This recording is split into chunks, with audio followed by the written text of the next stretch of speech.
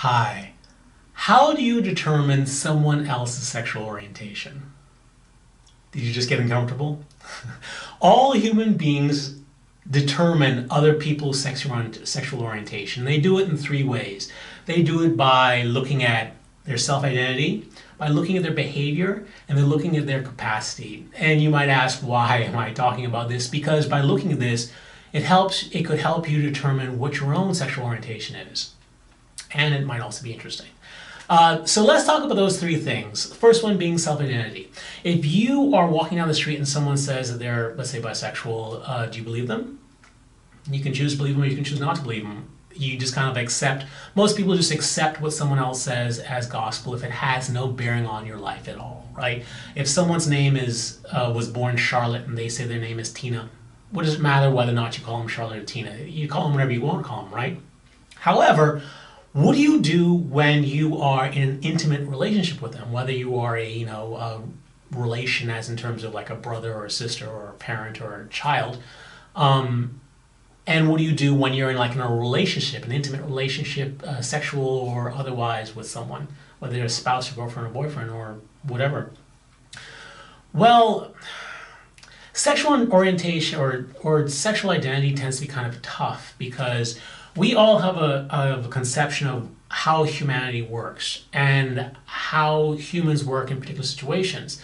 So for example, if you are dating, let's say you're a woman, you're dating a guy, and the guy says that he's straight, and you look at him and you go, wow, really, my understanding of humanity in the world says to me, my spidey senses are tingling, and it's saying that this person is not straight. So although their sexual identity is saying one thing, a person's conception of how the world works is telling them something else. And many times, if you're in a relationship and you tell someone that you're bisexual and they go, really?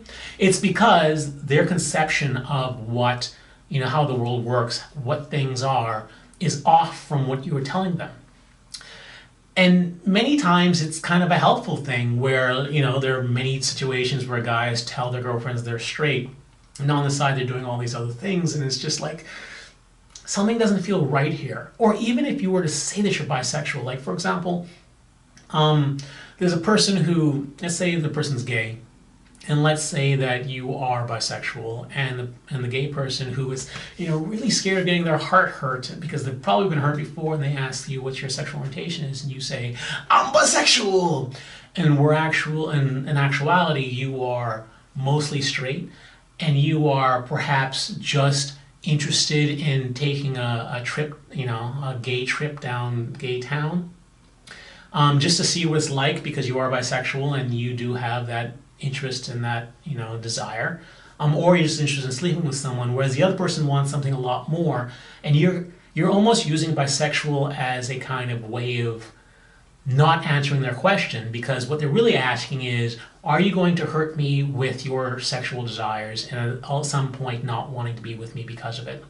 And if you're, really hiding the fact that, this isn't going to work out and I'm really not going to be that interested in you and I'm going to pretend I'm going to try, but ultimately all my past experiences say that I am not going to be there, you're not completely being honest with that person. So is self-identity a really great way of determining one's sexual orientation?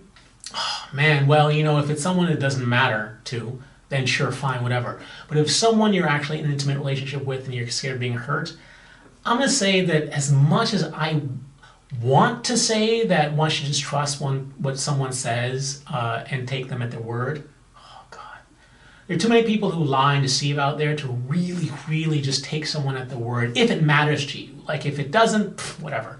But if it actually matters to you, then just listening to someone's sexual identity is at best problematic.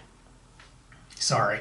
So what about behavior? Can you look at someone's behavior and determine their sexual orientation? No. What you're going to determine by looking at someone's behavior is what their behavior is. How do I mean? Does that seem contradictory in some way? No. Because how many people... Can you determine someone's sexual orientation who has not had sex? Can you determine a virgin's sexual orientation? If you say, sure, If you say sure you can, how? They have not had sex with someone of the opposite sex, so, then there's no proof of it. So can you determine whether or not someone's bisexual by their sexual behavior? Let's say they've never had sex with someone of the same sex. Can you then determine that they're not bisexual? No, you can't. What about if someone has sex with someone of the same sex as well as having sex with someone of the opposite sex? Let's say that the person is a woman and she has sex with a guy.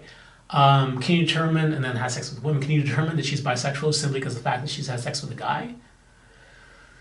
No, because there could be motivational factors behind it. She could just have receptive sex with this guy because of some sort of financial benefit, or for whatever reason. It could be, mostly it's financial benefit, let's be real.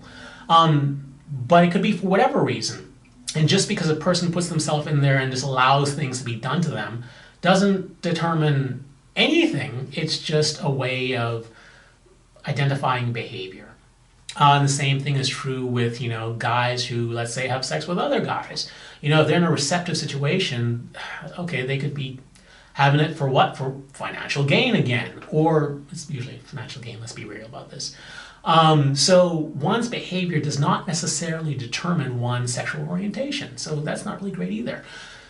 What is the third thing? Well, it's capacity. It is the capacity to have feelings, stronger feelings for people of sex, of various genders. To me, this is the most effective way of determining someone's sexual orientation. It's very hard to figure out what someone else's capacity is. And honestly, when a person, like let's say a girlfriend is looking at their boyfriend and saying, I just don't believe that you're straight, what they're really saying is that you seem like you have the capacity to do other things with other genders. And that's really what they're determining. Usually when a person is not believing someone's sexual orientation, what they're really doing is they're looking at they're trying to figure out someone's capacity and making a judgment based on that. So whether or not, you think you're doing it or whether or not people explicitly say they're doing, generally speaking, most people determine someone's sexual orientation by their capacity to do something, not based on their sexual identity and not based on one's behavior. And to tell you the truth, I think that's probably the most effective way of determining someone's sexual orientation. Because, yeah, people lie and people do things that they don't necessarily want to do because there's some sort of benefit to them. Has that helped you to determine your own sexual orientation or to help determine the sexual orientation of others? Let's hope so. If it did, please give it a thumbs up and subscribe. I do many videos on bisexual topic. I do not do them on a regular basis, but I do them frequently. So if you want to know when a new video comes out, you have to click on a little button that says, let me know when a new video comes out. That's it. Until next video, stay cooler, my bisexual friend. Stay cooler. Bye.